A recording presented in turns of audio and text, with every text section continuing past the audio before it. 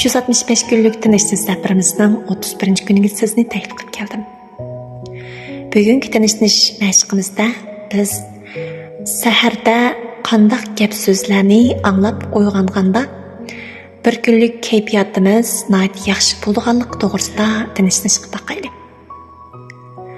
Endi men mushu saharchilar izchillik to'pini izchil yetaklash jarayonida nurg'un do'stlarning saharda uyqusini ocholmaslikdek, sahar turish odatini yaxshi yetildirmaslikdek bir qiyinchiliklarni anglab turman. Shuning bilan men o'zimning mushu sahar turish odatini qanday qilib yetildirganligim to'g'risida bir eslab baqsam, kichik vaqtimda onam qizlar deganning sahar turadigan, quyoshdan burun cho'qim uyg'onib bo'lish kerak, bo'lmasa quyosh nuri yuziga tushib qolganda uxlab yotsa baxtsiz bo'lib qoldi bolam, shuning cho'qim sahar turishni odatga aylantiring deb har kuni shundoq uyg'otat ekandiq, ham shundoq gaplanib kun degandek anglab turdi ekanman.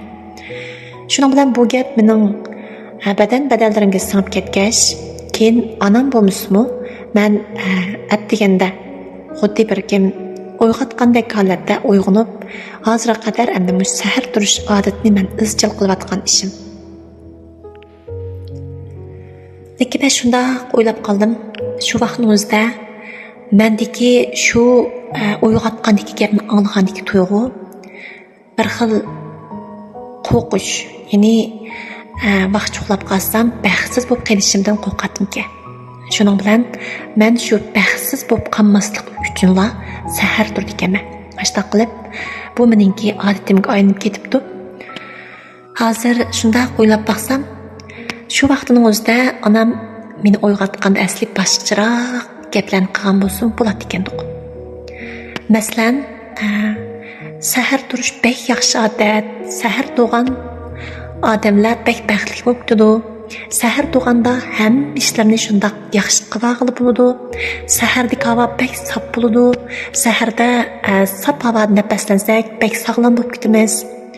Sahardagi manzaralar bek go'zal bo'ladi. Kunning chiqqan holatini, qushlarning yaqinlik sayrashlarini saharda ko'rgan bo'ldi bolam.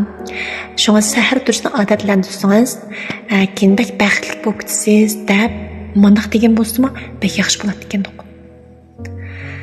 Undaq bo'lsa, siz kichik vaqtingizda qanday gaplarni anglab o'rningizdan turgan? Asli sizning qanday gaplarni anglangiz bor ekandiq?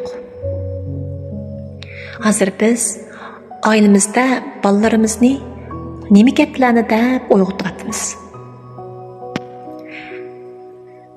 Bolalarimizni saharda uyg'otgandagi gap so'zlarimiz bolalarning bir kunlik kayfiyatiga ta'sir qilib qolmay, yana bir umrlik taqdirini belgilab qo'ydi desak bo'ladi. Xuddi men shu baxtsiz bo'lib qolmaslik uchun shu odatni yetilgan bo'lsam-mu, shu vaqtning ichimda bir qo'rqinish qolganga o'xshash. Shunga bu yerda qanday gap so'zlarni deyish bek muhimki. Endi bugun biz tinchligimizni, bolalarimizni uyg'otadigan so'zlarni ratlash bilan boshlaylik. Bolalarni nima deb uyg'otsak bo'ldigandek turdi. Sizningmi ham nima gaplarni anglab uyg'onishni xohlaydigan bir bolaligingiz bo'lgan. Tinch bir joyni tepib, badanimizni erkin qo'yib, ko'zimizni yengil yumib, cho'nqur nafas olib,